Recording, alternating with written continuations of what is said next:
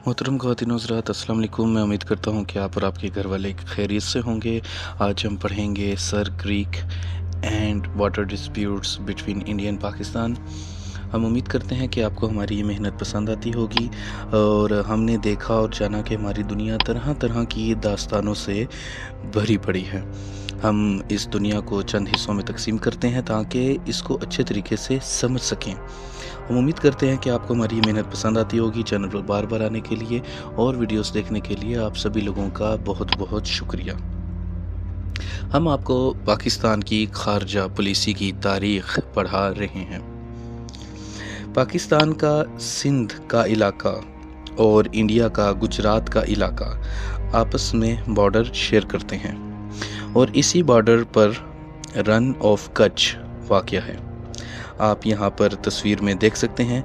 आप वीडियो की क्वालिटी को 720 पिक्सल मिनिमम पर कर लें ताकि तस्वीर में मौजूद सुर्ख और सब्ज़ यानी कि रेड एंड ग्रीन लाइंस यानी लकीरें आपको नज़र आएँ।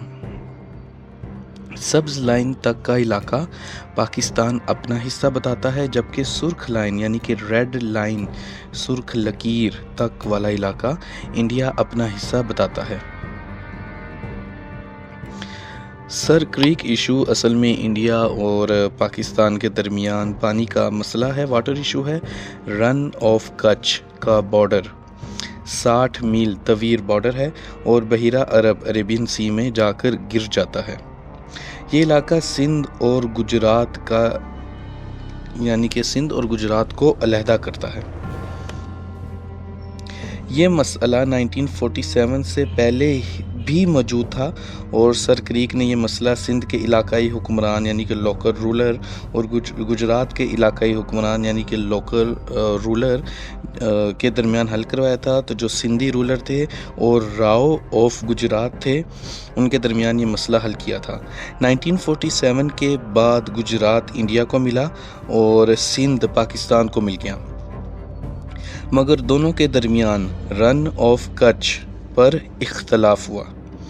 सिंध में ही कच्छ का कुछ इलाका मौजूद है, जबकि इंडिया तकसीम नहीं हुआ था तो सिंध का ही हिस्सा इसको तस्वर किया जाता था। और जब सिंध मुंबई प्रेसिडेंसी का हिस्सा था तो वो मुंबई प्रेसिडेंसी का भी अपने आप हिस्सा बन गया, यानी कि रन ऑफ कच्छ अपने आप ही मुंबई प्रेसिडेंसी का हिस्सा बन गया। पाकिस्तान आज भी सिंध की वजह से सारे कच्छ के इलाके को पाकिस्तान का हिस्सा मानता है। खैर, जो लाइन 1947 में लगाई गई थी उसकी नाइंसाफ़ी की वजह से आज भी दोनों मुल्कों के दरमियान बहुत सारे इख्तलाफात मौजूद हैं और इस बॉर्डर को ग्रीन लाइन, रिबन लाइन और इंडिकेटिव लाइन भी कहते हैं। आप यहाँ पर इंडिया और पाकिस्तान के जो दावे हैं, क्लेम्स हैं, उनको वीडियो को रोककर तस्वीर को अच्छे तरीके से देख सकते हैं कि ग्रीन लाइन कौन सी है, रेड लाइन कौन सी है, इंडिया कौन सा इलाका क्लेम करता है और पाकिस्तान कौन सा इलाका क्लेम करता है।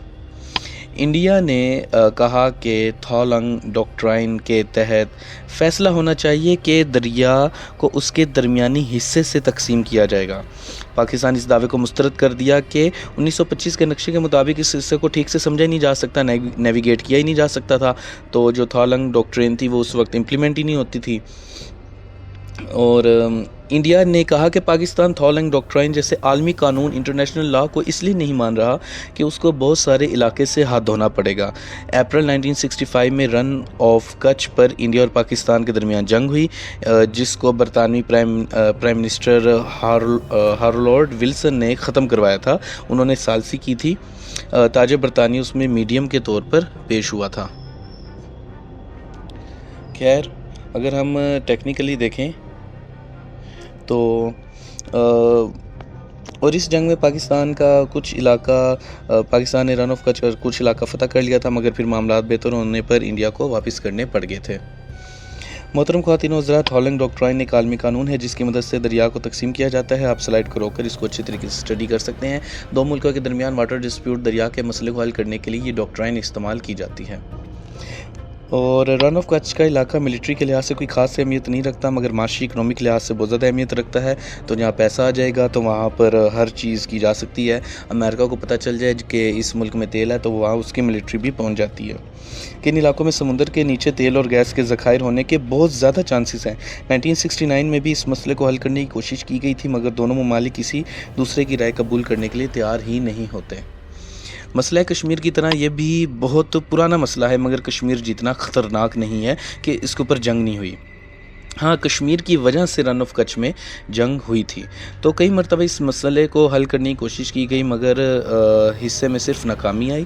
اور بہتر یہی ہے کہ بات چیت کر کے سیاست سے مسئلہ حل کیا جائے، لیکن دونوں ملکوں کے سخت رویے مذاکرات میں سب سے بڑی رکاوٹ ہیں، اور یہی بات چیت اور سیاست کی کمی جنگ کو جنم دیتی ہے، جنگ کی وجہ بنتی ہے۔ سر کریک والی لائن دونوں ملکوں کو ایک درمیانی حل پیش تو کرتی ہے، مگر دونوں ملک اس کو ٹھیک طریقے سے ماننے کے لیے تیار نہیں، اور جنگ سے بہتر کمپرومائز ہوتا ہے کہ جنگ میں تو جانی اور مالی دونوں نقصان ہوتے ہیں، اور دونوں مل کر بیٹھ کر سیاست سے مسئلے حل کر لیں تو یہ تو بہت ہی اچھی بات ہو جائے گی۔ تو جیسے کہ آپ کو بتایا گیا کہ سر کریک کا جو مسئلہ ہے وہ واٹر ڈسپیوٹ ہے، وہ جو ڈیلٹا ہے دریائے سندھ کا، اس کے دائیں طرف جو گجرات اور سندھ کے درمیان کا علاقہ ہے، اس کے اوپر دونوں ممالک کا کلیم ہے۔ اور پھر آپ پورا لیکچر تو سن ہی چکے ہیں، اور ہم امید کرتے ہیں کہ آپ کو ہماری یہ محنت پسند آتی ہوگی۔ تو چینل پر بار بار آنے کے لیے اور ویڈیوز دیکھنے کے لیے آپ سبھی لوگوں کا بہت بہت شکریہ، اور اللہ حافظ۔